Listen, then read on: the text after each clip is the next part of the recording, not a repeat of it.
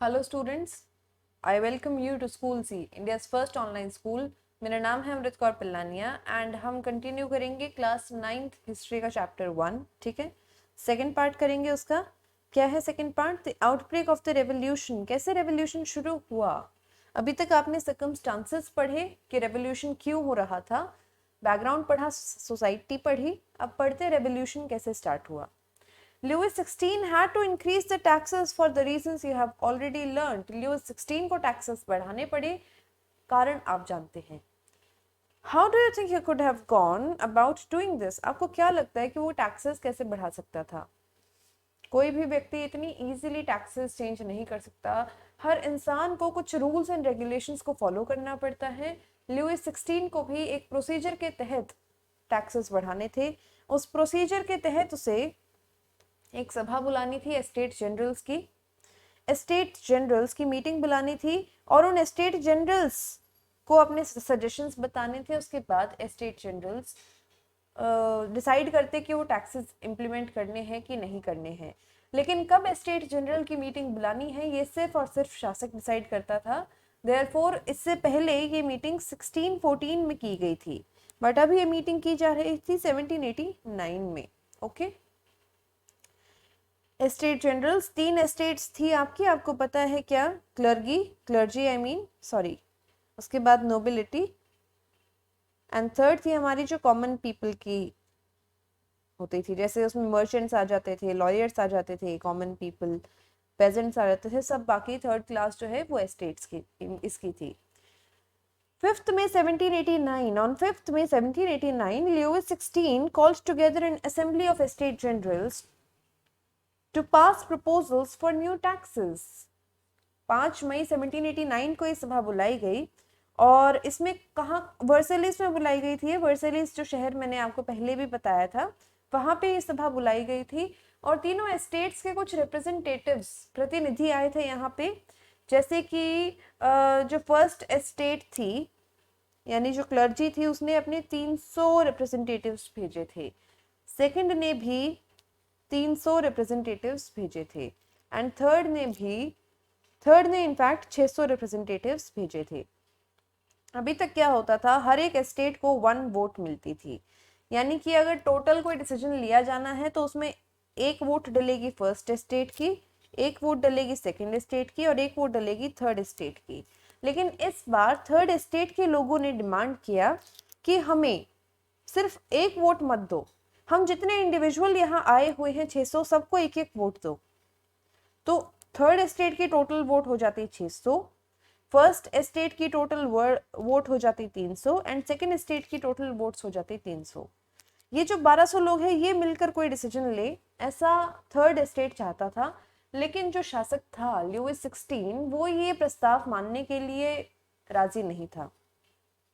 ठीक है, हाउएवर हाँ, इसमें पेजेंट्स, आर्टिसंस और वुमेन नहीं आई थी, इसमें इनको अलाउड नहीं किया गया था कि ये इस असेंबली में पार्टिसिपेट करे। कौन कौन? किसान वर्ग जो था, हमारे जो आर्टिसंस थे और जो हमारी औरतें थी फ्रांस की, उनको। However, their grievances and demands were listed in some 40,000 letters which the representatives had brought with them. ये जो 600 लोग थर्ड एस्टेट को रिप्रेजेंट करने के लिए यहाँ आए थे, these 600 people, ये तकरीबन 40,000 लेटर्स लाए हुए थे। और ये 40,000 लेटर्स किसने लिखे थे? ये 40,000 लेटर्स लिखे थे पेजेंट्स ने, विमेन ने एंड आर्टिसंस ने, क्योंकि इन तीनों वर्गों को यहाँ पे आने की, इस सभा में आने की अनुमति नहीं मिली थी। ठीक है,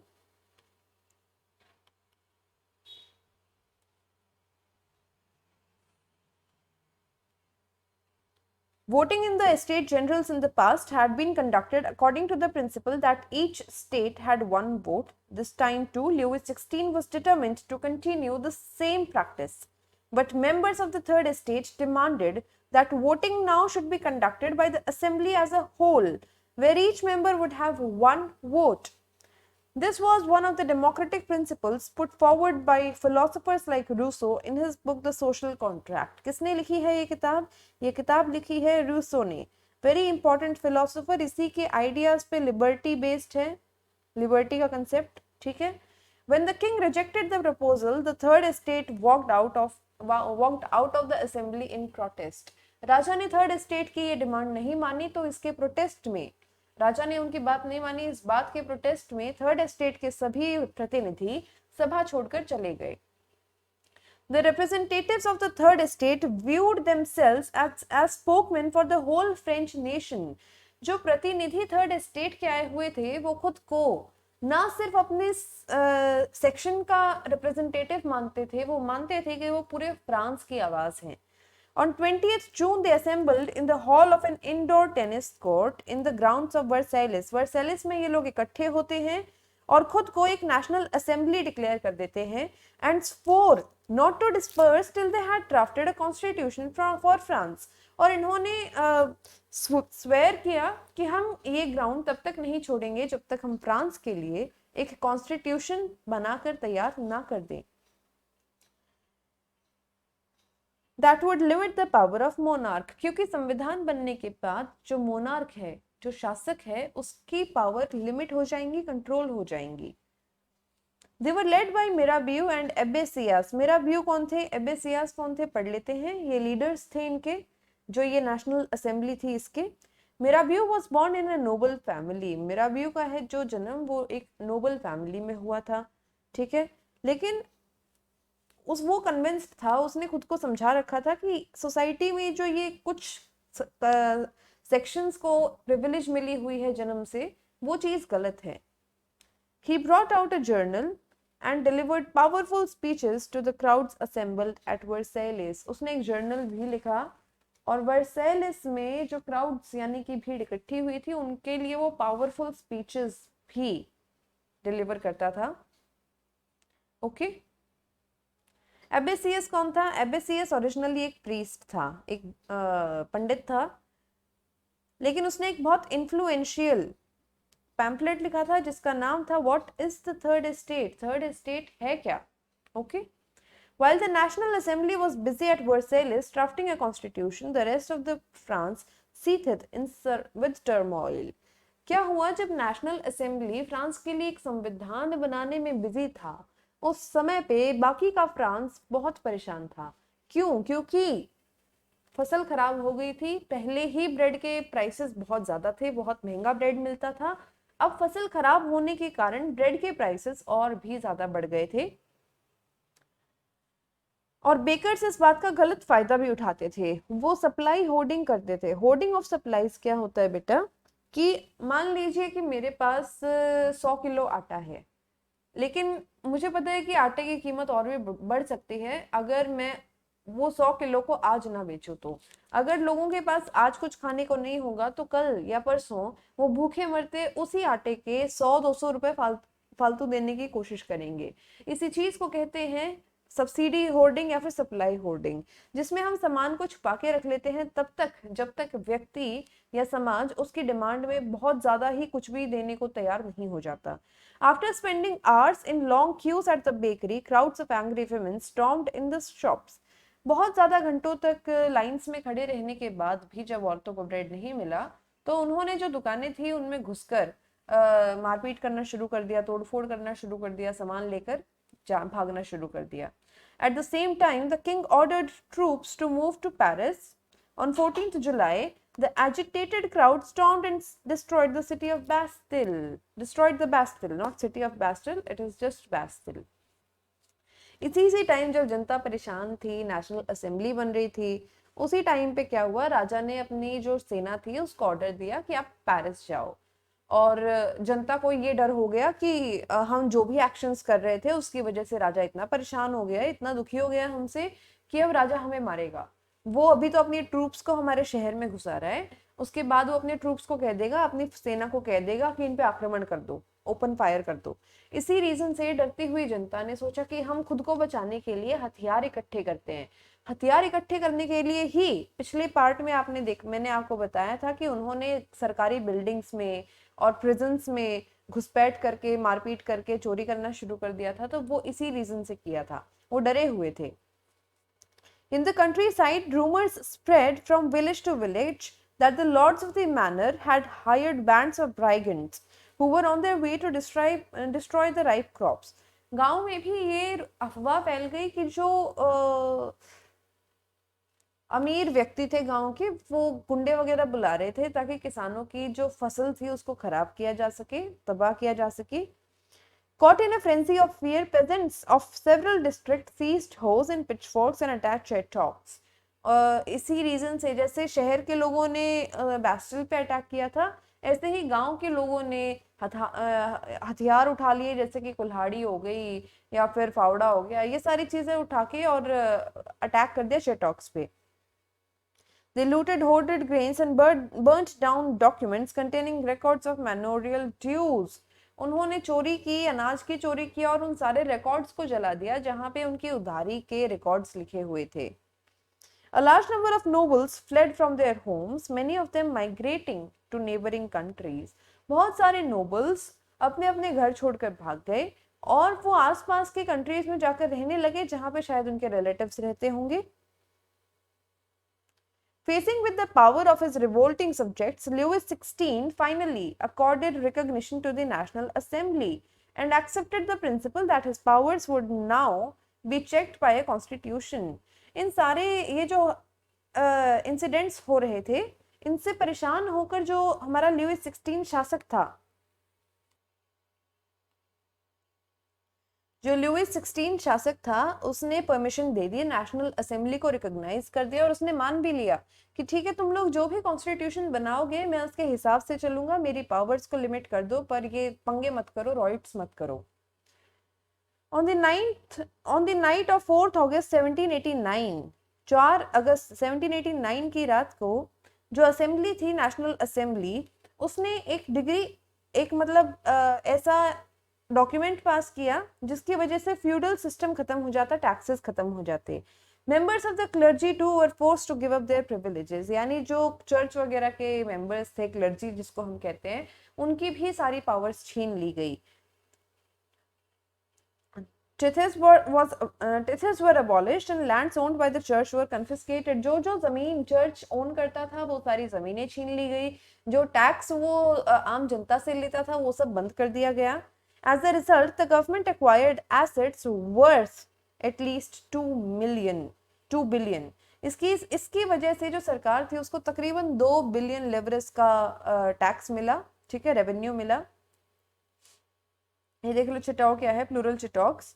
Castle or stately residence belonging to a king or nobleman. Manor क्या है, an estate consisting of lord's land and his mansion. Okay? ये देखिए, ये फोटो है जैकस लुईस डेविड ने बनाई है। ये नेशनल असेंबली में जो हो रहा था, जिस तरीके से कोई लिख रहा है, देखो यहाँ पे कोई वहां से प्रोटेस्ट कर रहा है, कोई एक्सेप्ट कर रहा है, कोई हाथ उठा के प्रोटेस्ट कर रहा है, मतलब जो भी चीजें चल रही थी वो सारी चीजें इस फोटो में दिखाई गई है। France becomes a constitutional monarchy. France बन जाता है एक ऐसी मोनार्की, एक ऐसी राजा के द्वारा रूल किए जाने वाली टेरिटरी जिसमें कॉन्स्टिट्यूशन भी फॉलो होता था। The National Assembly completed the draft of the Constitution in 1791. Constitution का ड्राफ्ट पूरा होता है 1791 में। उसका मेन ऑब्जेक्टिव था कि वो राजा की ताकतों को लिमिट कर सके। Their powers were, instead of being concentrated in the hands of one person, were now separated and assigned to different institutions. जो ताकतें अभी तक सिर्फ एक व्यक्ति के हाथ में थी, यानी राजा के हाथ में थी, उन्हें डिवाइड करके अलग अलग लोगों को दे दिया गया। The legislature, the executive and judiciary, 3 organs बनाए गए, जिसमें से एक था हमारा लेजिस्लेचर यानी विधायिका, जो कि कानून बनाएगा, एग्जीक्यूटिव जो कि कानून को इम्प्लीमेंट करेगा, एंड जुडिशरी यानी न्यायपालिका जो कानून को चेक करेगा कि लोग कानून फॉलो कर रहे हैं या नहीं कर रहे हैं। ठीक है, this made France a constitutional monarchy. इसकी वजह से फ्रांस बन गया कॉन्स्टिट्यूशनल मोनार्की, यानी कॉन्स्टिट्यूशन के द्वारा संचालित एक राजा का देश।